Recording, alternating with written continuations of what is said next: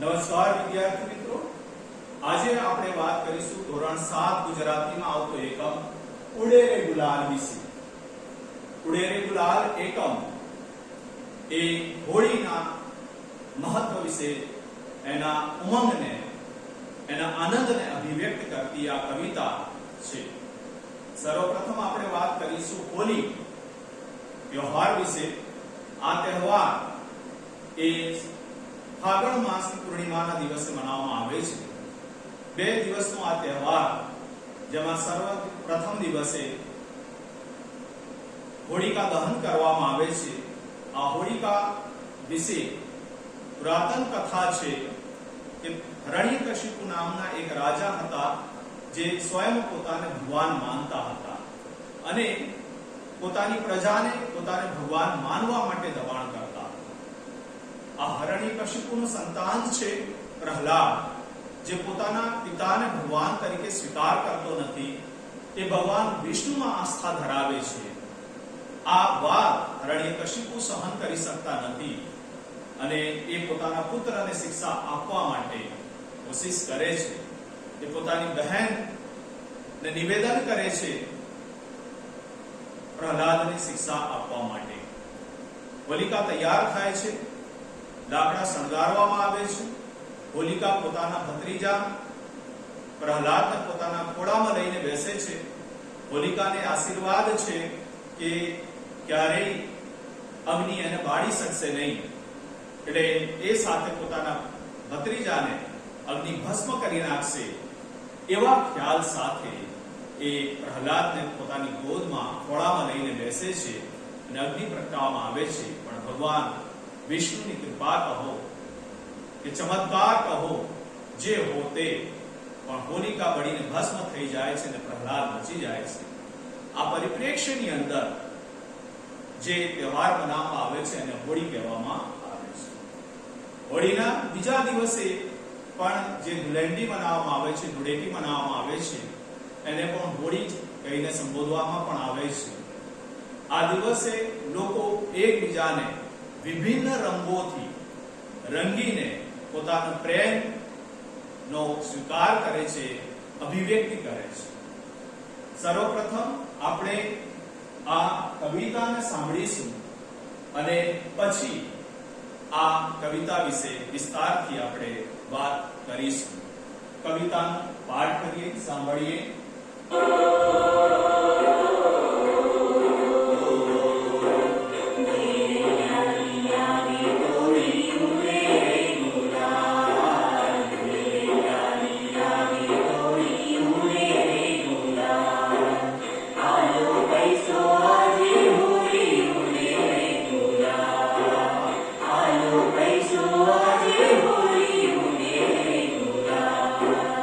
रंग भरी पिचकारी लगा उड़े रे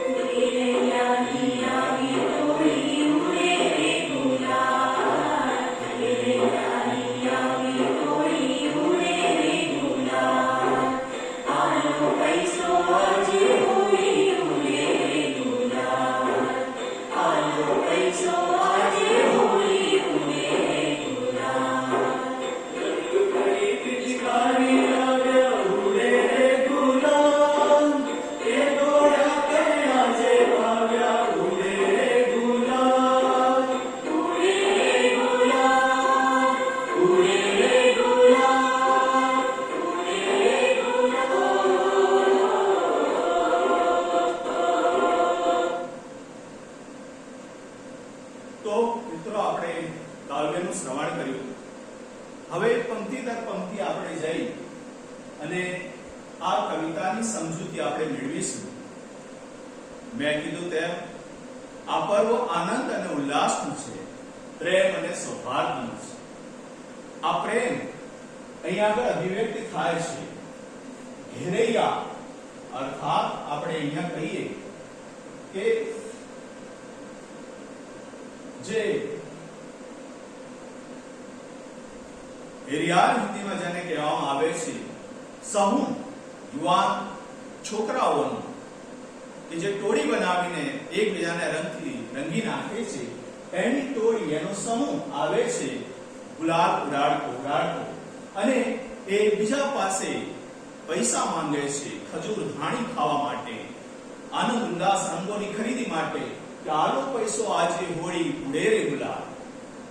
આ હોળીનો દિવસ છે. આજે જે ઉડશે એ માત્ર ને માત્ર પ્રેમ ઉડશે, પ્રેમ રૂપી ગુલાલ ઉડશે, વિભિન્ન રંગો ઉડશે અને આ રંગો દ્વારા જે પર્વ મનાવવામાં આવે છે અને હોળી કહેવામાં આવે છે. રંગ ભરી પિચકારી લાવ્યા ઉડે રે ગુલાલ. પિચકારી રંગોથી ભરીને લાવ્યા છે અને એકબીજા પર પિચકારી મારીને રંગો ઉડાવે છે. રંગ ભરી પિચકારી લાવ્યા ઉડે રે ગુલાલ, જે દોડ્યા તે આજે ભાગ્યા ઉડે રે ગુલાલ.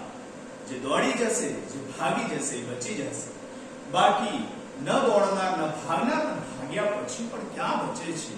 અહીંયા પકડી પેલી દોડી બધાને પોતાના રંગમાં રંગી નાખે છે.